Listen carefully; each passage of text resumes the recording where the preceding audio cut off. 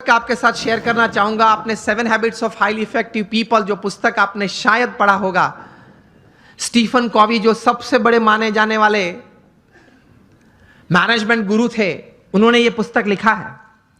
Considered to be the most famous management book ever written. New York Times के best seller में 60 हफ्ते तक ये टॉप पे थी और आज शायद 90% बी स्कूल्स में जहां MBA की डिग्रीज मिलती हैं यूरोप अमेरिका के साथ सब स्कूल्स में ये पुस्तक पढ़ाई जाती है। और फॉर्च्यून 500 कंपनीज के शायद ही कोई एग्जीक्यूटिव्स बचे होंगे जिन्होंने इस पुस्तक का कोई कोर्स ना किया हो, कोई क्रैश कोर्स 1 हफ्ते का, 2 हफ्ते का, 5 हफ्ते का कोर्स ना किया हो। इस पुस्तक उन्होंने लिखा, बहुत समझने वाली ये बात है, ध्यान से सुनना। उन्होंने अपने जीवन में यह पुस्तक लिखने से पहले 3000 सक्सेसफुल लोगों का संपर्क किया, जो सिर्फ धन कमाने में या व्यवसाय बढ़ाने में सफल नहीं, बड़े व्यवसाय के साथ जीवन के सभी रोल में सफल थे। हस्बैंड या वाइफ, ब्रदर या सिस्टर, नेबर या रिलेटिव, फ्रेंड, डॉटर या सन, सभी जो रोल हमें जीवन में सभी को करना है, वो सभी रोल में ये लोग सफलता उन्होंने पाई थी। ऐसे 3000 से ज्यादा लोग को वे मिले और मिलने के बाद शांति से 3 साल तक सोच मतलब विचार किए और फिर ये पुस्तक लिखिए, the 7 habits of highly effective people. मतलब अति असरकारक व्यक्तित्व धराने वाले व्यक्तियों के जीवन में ये 7 आदतें मैंने कॉमन देखी। मैं सभी का वर्णन नहीं करना चाहूंगा, लेकिन सिर्फ आपको नाम देता हूं। प्रथम आदत थी प्रोएक्टिव, जो सफलता के लिए बहुत जरूरी है। हम लोग एक्टिव तो हैं, प्रोएक्टिविटी मतलब प्रतिकूल परिस्थिति में सानुकूल प्रतिभाव। प्रतिकूल परिस्थिति में सानुकूल प्रतिभाव। आपके घर में आपके मन के मुताबिक बात नहीं बनी, फिर भी आप सबको साथ देना चाहते हो। आप जो ट्रस्ट में हो, जो संस्था में हो, जिसमें आपका प्रोजेक्ट, आपका विचार अच्छे थे, लेकिन सर्वानुमत से वो स्वीकार नहीं किया गया और किसी और का विचार स्वीकार किया गया, फिर भी आप इतने उत्साह से उस प्रोजेक्ट में अपने आप को वो सेवा में जोड़ सकते हो। ये बोलते हैं प्रतिकूल परिस्थिति में सानुकूल प्रतिभाव। आपका किसी ने अपमान किया, फिर उस वक्त आप स्थिर रह सकते हो। ये सफलता के लिए बहुत जरूरी है। कोई बड़ी आपत्ति आपके जीवन में आ गई, a setback, a failure is part of life, लेकिन उस वक्त आप स्थिर रहे। आपने जो विचार या उस वक्त जो एक्शंस बताए वो नीति नियम के अनुसार थे या गैर रीति में आप चले गए। प्रतिकूल परिस्थिति में सानुकूल प्रतिभाव। किसी ने चांटा मारा, फिर भी आप हंस सकते हैं। To keep yourself stable is the first important aspect.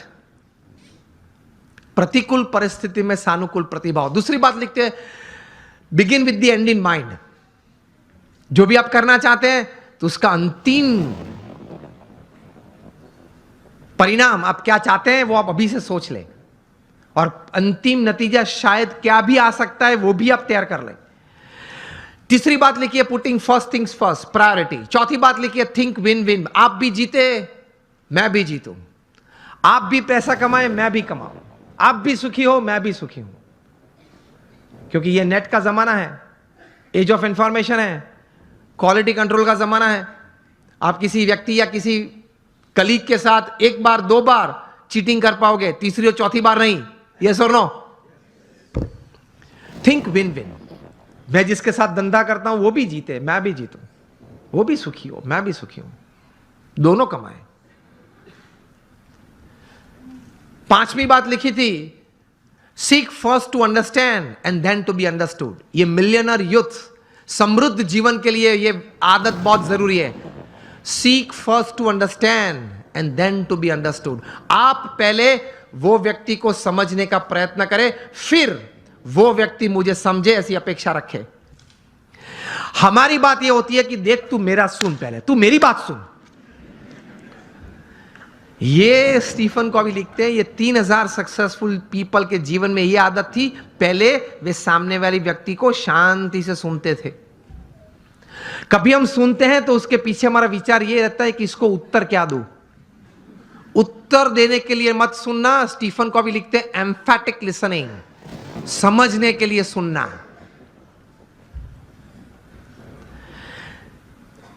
पांच आदतें हुई। 6 लिखते हैं सिनर्जी। एनर्जी तो हम सब समझते हैं, मतलब आगे ऐसा लगता है। सिनर्जी मतलब 2 या 2 से ज्यादा व्यक्ति जब साथ में आते हैं, कुछ काम करने का निर्णय लेते हैं, काम करना शुरू करते हैं, मतभेद हो जाते हैं, कभी मनभेद भी हो जाते हैं, फिर भी साथ रहने का निश्चय करते हैं, साथ रहते हैं और चर्चा करते हैं, कॉमन मिनिमम प्रोग्राम डिसाइड करते हैं, कॉमन मिनिमम प्रोग्राम के लिए अपनी एनर्जी रिसोर्सेज अंदर डालते हैं, एक परिणाम पैदा करते हैं और परिणाम का आनंद लेते हैं। उसी आनंद में दूसरा काम करने का तैयार करते हैं, उसको सिनर्जी बोलते हैं। ये सिनर्जी के साथ काम करना वो आपको समृद्ध बनाएगा। लेकिन हमारी विचारधारा और आदत ऐसी है, 1 इंडियन इक्वल टू 3 जापानीज। एक भारतीय, उसमें इतनी ताकत होती है, 3 जापानीज जो काम कर सकते हैं वो एक भारतीय कर सकता है। 1 Indian equal to 3 Japanese, 2 Indians equal to 1 Japanese. अब पता चला, जब 2 भारतीय साथ में आते हैं ना, तब संप टूटता है। मेरे हिसाब से करना है, वो बोले मेरे हिसाब से करना है, तो फिर दोनों की शक्ति साथ में आती है तो भी कितनी बन जाती है, एक जापानीज जैसी। And 3 Indians equal to 0। 3 साथ में आ जाते हैं तो 0 बन जाता है। मुझे तो अभी कहा गया कि सब यहां जो आपकी टीम है जीतो की और ये ऑर्गेनाइजेशन के, सब कई बार बात करते थे, सब जब पीछे बैठे थे, बहुत सम से बहुत अच्छी टीम बनी है और बहुत अच्छा कार्य कर रहे हैं। बोल रहे थे कि सब यहां देने आए हैं, निस्वार्थ भाव से सेवा करने आए हैं। तो ये एक भावना है तो ही इतना बड़ा काम होता है, वरना कैसे होता है।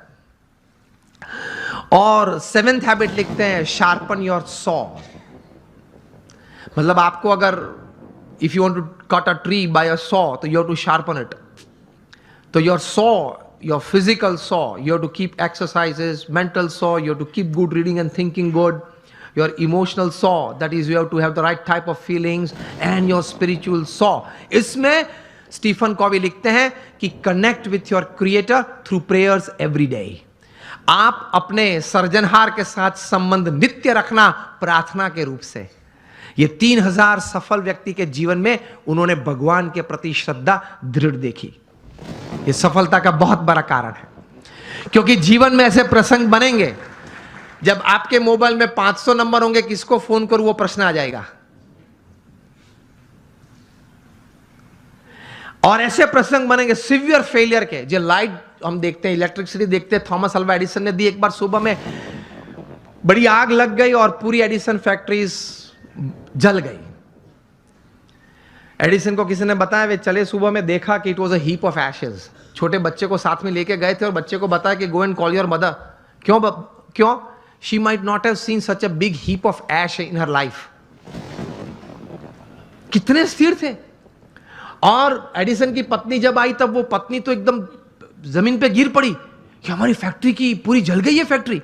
एडिसन ने अपनी पत्नी का हाथ पकड़ा और उसको स्टेबल किया। और एडिसन बोले ऊपर देख के, thank God all my mistakes have burned up, I am coming back at 10, I will start again. और ये इलेक्ट्रिसिटी और ये लाइट हमको दी। उन्होंने बोला कि भगवान आपका आभार, मेरी सब गलतियां जल गई। वो गलतियां नहीं थी, जब तक वे अस्तित्व में थी तब तक वे रिकॉर्ड्स थे, डेटा था। You got my point? जब तक वो पेपर्स थे, जब तक फैक्ट्री जल नहीं गई थी, लेबोरेटरी थी, तब तक वो सब क्या था? रिकॉर्ड्स और डेटा था। एक बार जल गई, यहां अभिगम बदल दिया, गलतियां थी, जल गई, I will start afresh. He did it and he give this. ये कहां से इतना बल आता है इस परिस्थिति में? प्रमुख स्वामी महाराज का संकल्प था कि लंदन में एक भव्य शिखरबद्ध मंदिर करना है।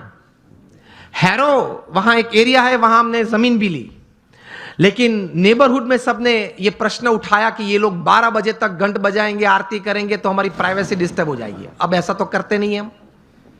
लेकिन वहां एक सिग्नेचर कैंपेन होता है, वो भी एक part of the legal process है।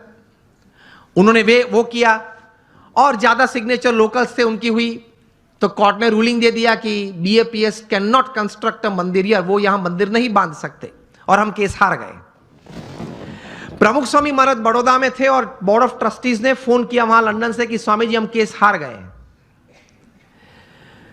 प्रमुख स्वामी महाराज के साथ हमारे बड़े सदगुरु संत पूज्य विवेक सागर स्वामी थे, उन्होंने ये प्रसंग प्रत्यक्ष देखा।